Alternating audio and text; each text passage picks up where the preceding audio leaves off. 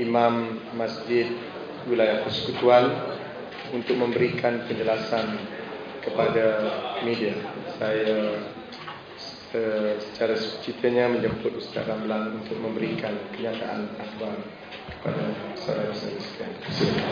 Alhamdulillah, syukur kita kehadrat Allah Subhanahu wa taala kerana pada malam ini dapat kita bertemu dan saya dapat menjelaskan apakah yang telah berlaku pada 15 Ogos 2008, iaitu pada hari Jumaat, yang mana pada masa itu berlakulah peristiwa sumpah yang telah dilafazkan oleh saudara Saiful Bukhari. Terlebih dahulu saya ingin memperkenalkan diri saya. Sayalah Ustaz Ramlan bin Porigi, Imam Masjid Wilayah Persekutuan. Mungkin dalam dada akhbar di TV ada memberitahu dan memaklumkan sayalah saksi pada hari itu. Cuma mungkin ada berlaku kesilapan, iaitu disaksikan oleh imam besar. Sebenarnya saya bukanlah imam besar Masjid Wilayah, dan dikatakan disaksikan oleh ulama-ulama, dan saya ini sebenarnya bukanlah tergolong daripada golongan ulama.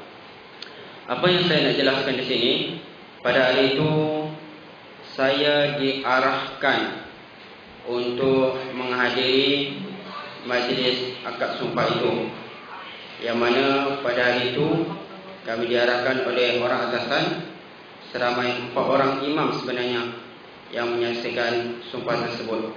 Oleh kerana saya baru lepas menikahkan satu pasangan, jadi itu yang saya memakai pakaian jubah dan kopiah berwarna merah putih.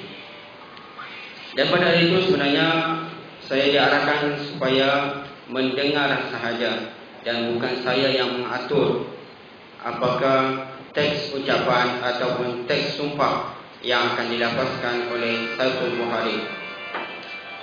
Untuk makluman, teks yang dibaca oleh saudara Saiful Bukhari dalam tulisan Rumi.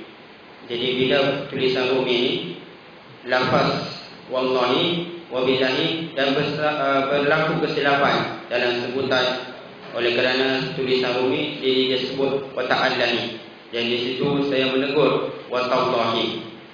Dan dalam sumpah itu juga dia mengatakan Datuk Seri Anwar Ibrahim melewat dia dengan memasukkan zakar ke dalam lubang jubur saudara Saiful Bukhari, yang mana tarikh yang dia sebutkan pertama sekali berlaku kesilapan, iaitu disebut 26 hari bulan 8, dan dia ubah semula kepada 26 hari bulan 6.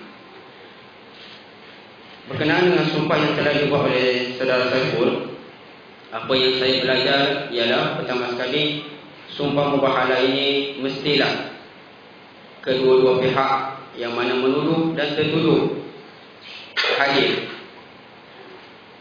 Itu baru dikatakan sumpah mubahalah.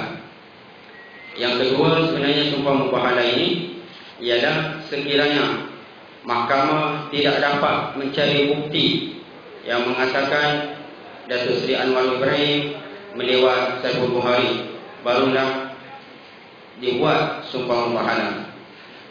Tetapi apa yang dilakukan oleh saudara Saiful Bukhari, yang mana dia melafazkan sumpah berikut, adalah sebenarnya sumpah laknat untuk dia sendiri, dan tidak dijadikan sumpah mubahalah selagi bukan kedua-dua pihak yang berikrar dengan sumpah. Dan pada hari itu kalau kita saksikan, sebenarnya saudara Saiful melafazkan sumpah itu dengan wajah, riak wajah yang kita kata tidak menggambarkan satu kesalahan. Ataupun biasanya seorang Islam yang beriman, apabila dia cuba untuk melafazkan sumpah, dia akan berasa satu kesesalan ataupun dalam keadaan dia wajah yang takut. Sebab bila dia melafazkan sumpah, hanya Allah Ta'ala sahaja yang akan membalasnya, sama ada pada hidup dia di dunia ataupun di akhirat kelak. Dengan rumusan yang saya berikan tadi, maka itu sajalah yang dapat saya terangkan apakah sebenarnya yang berlaku pada 15 Ogos 2008, iaitu pada hari Jumaat, di mana Saiful Bahari melafazkan sumpah. Sekian. Wabillahi taufiq wal hidayah. Assalamualaikum warahmatullahi wabarakatuh. Ya.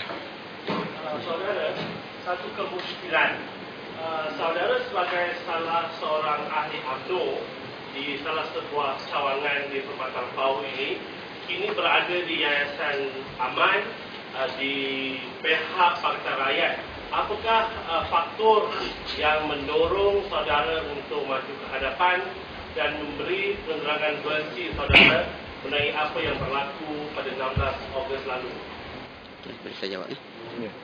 Untuk pengetahuan semua, sebenarnya saya daftar ahli UMNO itu ialah pada 2003 setiap saya, sebelum saya berhijrah ke Kuala Lumpur pada 2004.